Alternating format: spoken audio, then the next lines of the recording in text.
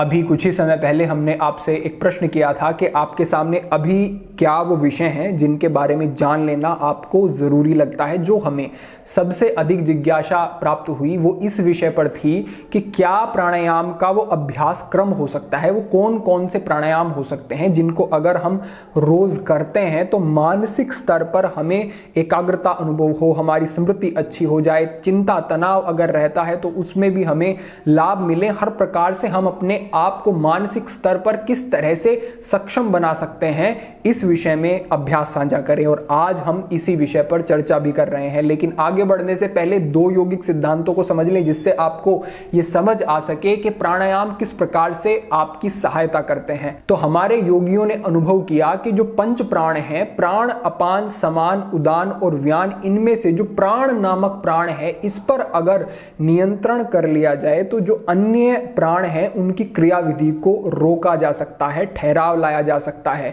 इसी आधार पर जब हम अपनी श्वास प्रश्वास की गति यानी कि जब हम सांस छोड़ते हैं, सांस लेते हैं, इस गति को रोक देते हैं तो उस स्थिति में हमारे पूरे शरीर पर हमें ठहराव अनुभव होगा, क्योंकि योगिक सिद्धांत के अंतर्गत जो ये पंच प्राण हैं इनके माध्यम से ही हमारे शरीर की सभी क्रियाविधि और हमारे विचार भी कार्य करते हैं। तो एक सिद्धांत तो ये हुआ कि प्राण पर नियंत्रण करने से अन्य सभी प्राणों पर भी नियंत्रण किया जा सकता है। और एक और सिद्धांत आप समझें कि जब हम श्वास प्रश्वास की गति को रोकते हैं या फिर उसको एक विशेष स्थिति में ले जाते हैं, अलग तरीके से श्वास प्रश्वास करते हैं, तो हमारे मस्तिष्क को अनुभव होता है कि अब हमारे जो ब्रीथिंग पैटर्न है उसमें कुछ बदलाव आ गया है और वो अपने आप को आगे के लिए, आगे की अपनी क्रियाविधि के लिए उस ऑक्सीजन को, उस प्राण को रक्षित करने की, बचाने की कोशिश करता है, जिसके कारण वो अपनी क्रियाविधि में कुछ न्यूनता ले आता है, कुछ कम कर देता है उसे। जैसे ही कम होती है क्रियाविधि मस्तिष्क की तो विचार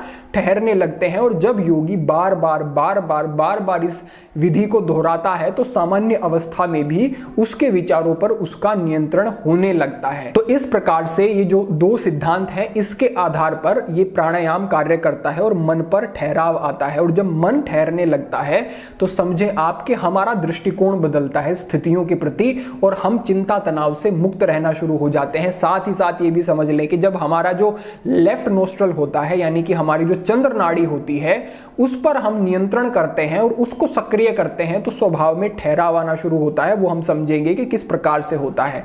आगे बढ़ते हुए हम सबसे पहले जिस प्राणायाम के विषय में बात करेंगे वो है नाड़ी शोधन प्राणायाम। नाड़ी शोधन प्राणायाम की अनेक विधियां होती हैं, इनमें से जो प्राथमिक विधि है पहले उसी का अभ्यास करना जरूरी आप समझ लें। हमने पहले भी नाड़ी शोधन प्राणायाम पर विस्तृत मार्गदर्शन किया है, वो भी आप देख सकते हैं। तो करना बड़ा सरल है। इस प्रकार से अपने हाथ की मुद्रा बनाएंगे और दाईं नासिका को बंद करते हुए बाईं नासिका से पूरा सांस अंदर लेंगे और दाईं नासिका से सांस को बाहर छोड़ेंगे। फिर दाईं से सांस अंदर लेंगे और बाईं से बाहर छोड़ेंगे। यही क्रम आपको दोहराना है।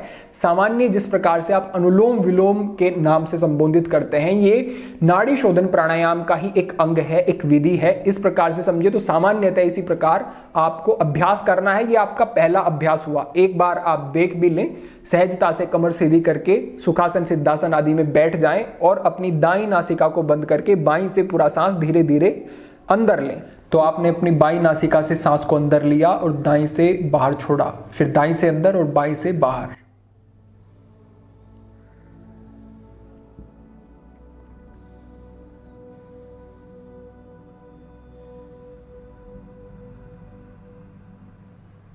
तो इस प्रकार से आपको ये पहला अभ्यास करना है। इससे आगे बढ़ते हुए जो अभ्यास है आपके लिए वो है चंद्रभेदी प्राणायाम।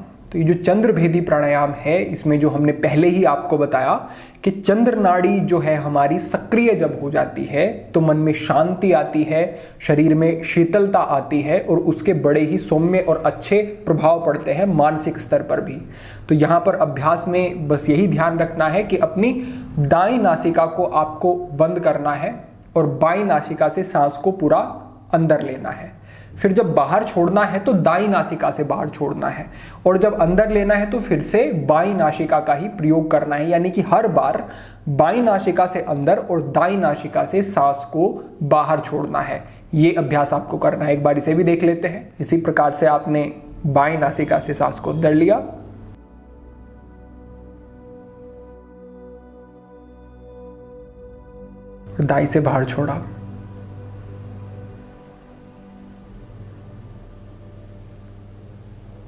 सजगता मात्र इतनी ही रखनी है कि धीमी गति से सांस पूरा अंदर और धीमी गति से बाहर। सांस जितना गहरा आपका होगा उतना अच्छा आपको उसका लाभ मिलेगा, यानी कि गहरा सांस अंदर, गहरा सांस बाहर, ये सजगता रखनी है। ये आपका दूसरा अभ्यास हो जाता है। तीसरे अभ्यास की तरफ अगर आप बढ़े तो वो है भ्रामरी प्राणायाम। भ्रामरी प्राणायाम भी विशेष उपयोगी है मानसिक शांति के लिए। चिंता तनाव की स्थिति अगर है, ऐसे ही निरंतर आपके मन में भटकाव रहता है, अनेक विचार चलते रहते हैं, भ्रामरी प्राणायाम करें और इसके जो लाभ हैं वो आपको तुरंत ही अनुभव होंगे। कभी भी चिंता तनाव है, परेशान अनुभव कर रहे हैं, अवश्य कर सकते हैं। तो किस प्रकार से करना है? बीच की 2 उंगलियों को आंखों के ऊपर रखना है। ऊपर वाली उंगली आपके आईब्रोज के ऊपर और छोटी उंगली आपकी नासिका के पास होगी। दबाना नहीं है, पास रखना है। कानों को अच्छे से आपको बंद कर लेना है और ये भी आप समझ लें कि ये भ्रमर की ध्वनि है, ना कि ये ओम का उच्चारण है। ये इस प्रकार की एक ध्वनि है। तो ओम नहीं करना है, केवल गुंजन करना है। जितना भारी गुंजन होगा उतनी ही ज्यादा आपको एक वाइब्रेशन फील होगी और जितना ज्यादा कंपन होगा, वाइब्रेशन होगी, उतना ही अच्छा आपको लाभ मिलेगा। तो इस प्रकार से एक बार देख लेते हैं। पूरा सांस अंदर लें,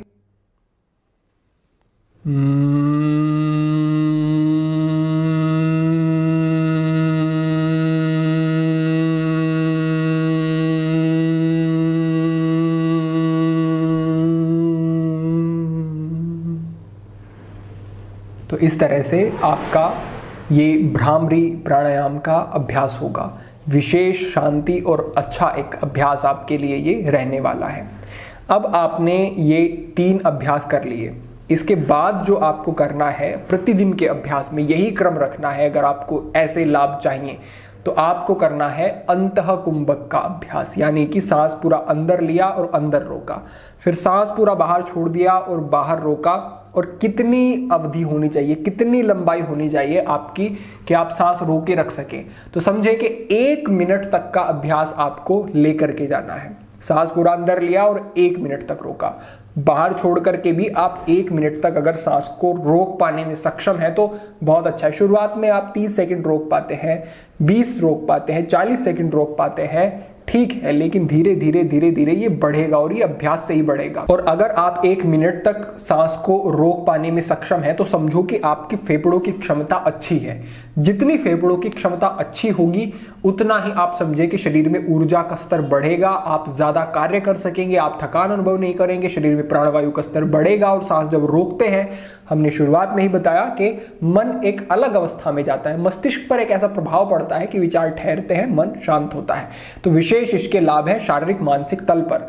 तो बस करना इतना ही है, सांस पूरा अंदर लिया, लेकिन पूरा अंदर लिया, फिर ऐसा नहीं कि और ले सकते हैं, पूरा अंदर लिया वहीं पर रोका, पूरा बाहर छोड़ा वहीं पर रोका। ये अभ्यास विशेष उपयोगी रहेगा आपके लिए, ये आपको निरंतर करना है। इससे आगे बढ़ते हुए जो उपयोगी है वो है ध्यान। आप जरूर करें। और ध्यान के लिए आप कहें कि हमें विधि नहीं पता, हम कैसे कर सकते हैं, या फिर हमारा ध्यान नहीं लगता है, तो सरल सा एक हम आपको तरीका बताते हैं। आप सहजता से लेट जाएं। ऐसे लेट जाएं कि बिल्कुल शांत और ऐसी अवस्था कि कोई किसी प्रकार का तनाव किसी शरीर के अंग पर नहीं होना चाहिए।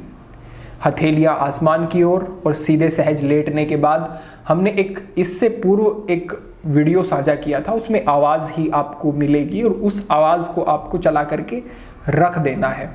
वो आपको निरंतर सजगता उस पर लगाई रखनी है, सुनते जाए और जैसे जैसे उसमें कहा जाए वैसे वैसे सजगता अपने शरीर के अंगों पर और अलग अलग स्थितियों में लेकर के जाए। मात्र इतना करना है, बहुत कठिन नहीं। ये आपके लिए उपयोगी होगा। ये एक तैयारी है, ये ध्यान नहीं है, लेकिन ये एक शांति है, विश्रांति है। ये विश्रांति आपको देगा।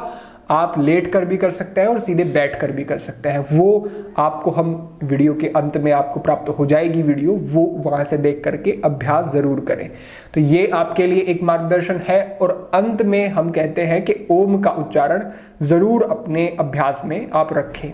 ओम के उच्चारण के लिए भी हमने पहले मार्गदर्शन किया है कि कैसे कर सकते हैं, क्या लाभ है, किस किस तरीके के फायदे मिलते हैं, वो भी आपको प्राप्त हो जाएगी वीडियो, उसको भी आप देख लें। और अधिक समझना चाहते हैं तो अवश्य समझें उस विषय को। लेकिन अगर सहजता से आप कुछ समझें तो ऐसे देखें कि ये कोई शब्द नहीं है, ये ध्वनियां हैं, इनको ध्वनियों की तरह से ही उच्चारित करना है। तो अ, उ और म ऐसे अलग अलग शब्द नहीं कहने हैं, गुंजन होना चाहिए, जैसे शब्द मिल गए हों, ऐसी एक अवस्था हो जाती है। एक बार देख लेते हैं, सहजता से बैठ जाएं और सांस पूरी अंदर लेते हुए ये आप कर सकते हैं।